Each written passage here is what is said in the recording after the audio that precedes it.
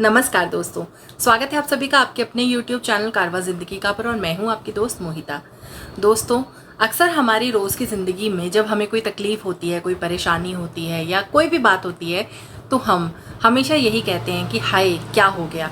जैसे अगर आप चल रहे हैं, आप अचानक से गिर जाएं तो आपको चोट लग जाती है, तो आप क्या बोलते हैं, हाय मुझे बड़ी तकलीफ़ हो रही है।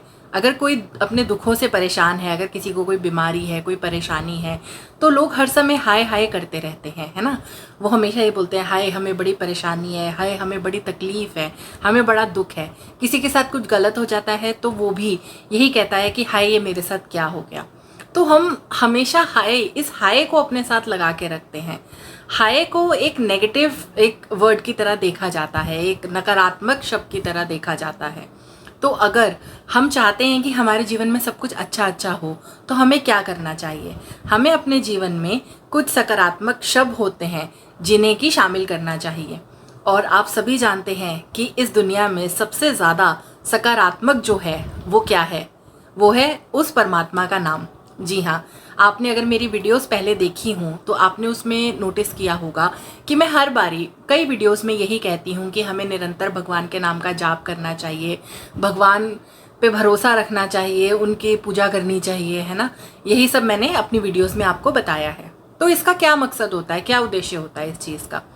देखिए, जब हम निरंतर भगवान का नाम जाप करते हैं ना, तो हमारे अंदर उसका अभ्यास होता रहता है। यानी अगर जैसे मैं अगर डेली नाम जाप कर रही हूँ या डेली अगर मैं पूजा कर रही हूँ, रोज़ाना मेरा ये एक नियम है कि मैंने अपने गुरु मंत्र का जाप करना है या भगवान के नाम का जाप करना है, तो धीरे धीरे धीरे करते ही मुझे इसका अभ्यास हो जाएगा, इसकी प्रैक्टिस हो जाएगी। तो अगर कभी मेरे साथ कुछ गलत होता है या अगर मेरा मन ठीक नहीं है, अगर मुझे अभ्यास है, तो निरंतर वो जो नाम है वो मेरे अंदर चलता रहेगा। और उस नाम की वजह से मेरे अंदर हमेशा एक पॉजिटिव ऊर्जा रहेगी, एक पॉजिटिव एनर्जी रहेगी, जो कि मुझे उस दुख तकलीफ से निकलने में मदद करती रहेगी। अब कई लोग कहते हैं कि भगवान के नाम का जाप हम बुढ़ापे में कर लेंगे, अभी हमारी उम्र क्या है, अभी तो हमें घूमना फिरना चाहिए, हमारे खाने पीने के दिन हैं। मैंने खुद अपनी लाइफ में भी ये चीज़ देखी है। मैं और मेरे हस्बैंड, हम दोनों को ही जैसे जो धार्मिक जगहें होती हैं वहाँ जाने का बहुत शौक़ है। लेकिन जब वो अपने दोस्तों से बात करते हैं, कोई गोवा जाता है, कोई मनाली जाता है, कोई शिमला जाता है, तो जब वो उन्हें बताते हैं कि हम बनारस चले गए थे या फिर हम वैष्णो देवी चले गए थे, अगर हम ऐसी चीज़ें बोलते हैं तो वो लोग कहते हैं, यार तुम बूढ़े हो गए हो क्या जो तुम अभी से जाना शुरू हो गए। तो ऐसी धार्मिक जगहों पर जाने की कोई उम्र नहीं होती। हम क्यों इंतज़ार करें कि कल को हम बूढ़े हो जाएंगे तो हम इन जगहों पे जाएंगे।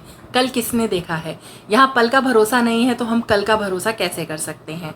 तो इसीलिए हमें क्या करना चाहिए, हमें रोज़ाना भगवान के नाम का स्मरण करना चाहिए, उनके नाम का जाप करना चाहिए।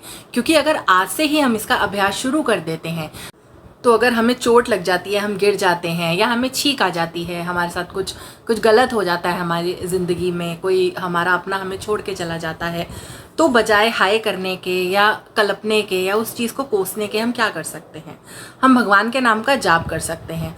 और विश्वास रखिए कि भगवान के नाम का जो जाप होता है ना, अगर आप मन से करते हैं, वो आपको इतना सुकून देता है, इतना आपके मन को शांति से भर देता है कि फिर आपको कोई भी नेगेटिव चीज़, कोई नकारात्मकता नहीं नज़र आती है।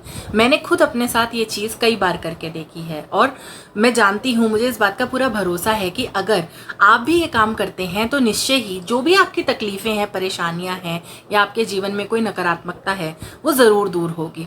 और वैसे भी कहा जाता है कि जब हम इस दुनिया को छोड़ के जाते हैं तो हमारे मुंह पर भगवान का नाम होना चाहिए। इससे क्या होता है, ना सिर्फ ये जन्म बल्कि अगले जितने भी जन्म हैं वो सभी तर जाते हैं, हमारे जितने कष्ट होते हैं वो सभी कट जाते हैं।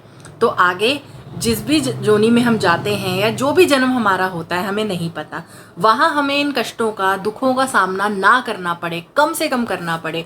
उसका सबसे अच्छा तरीका और सबसे आसान तरीका यही है कि हम निरंतर भगवान के नाम का जाप कर सकें। जो भी नाम आप मानते हैं, जिन भगवान को भी आप मानते हैं, आज से ही ये नियम बना लें कि आप डेली उस नाम का जाप करेंगे। जब भी आप किसी से बात करेंगे, कोशिश कीजिए राम राम कहिए, सीता राम कहिए, ऐसे आप उनसे मिल सकते हैं। आपको कोई कष्ट होता है, आपको छींक आ जाती है, आप गिर जाते हैं, तो बजाय हाय करने के हे राम बोलिए। इससे देखिए आपकी चोट कितनी जल्दी सही हो जाएगी। आपके अंदर की जो नकारात्मकता है, जो नेगेटिविटी है, वो कितनी जल्दी दूर हो जाएगी और पॉजिटिविटी आ जाएगी। तो ये अभ्यास आज से ही शुरू कीजिए, ताकि जब आप जिंदगी के आखिरी पड़ाव पर पहुंचे उस समय आपको ये इंतज़ार ना करना पड़े कि काश मैंने ये चीज़ पहले कर ली होती। क्योंकि वो कहावत है ना, काल करे सो आज कर, आज करे सो अब, पल में प्रलय होएगी, बहुरी करेगा कब। यानी कल का तो कुछ भरोसा नहीं है। और अगर हम ये सोचें कि हम आखिरी समय पे भगवान का नाम ले सकते हैं और उससे हम निरंतर वो चीज़ कर सकते हैं, तो ऐसा नहीं होता। तो अगर आप चाहते हैं कि हमेशा हरदम आपके ज़ुबान पर प्रभु का सिमरन रहे, उनका नाम रहे, तो उसका अभ्यास आप आज से ही शुरू कीजिए। अगर आपको ये वीडियो अच्छी लगे तो इसे लाइक ज़रूर कीजिए। फिर मिलती हूँ आपसे एक नई वीडियो के साथ। तब तक के लिए अपना ख्याल रखें। धन्यवाद दोस्तों।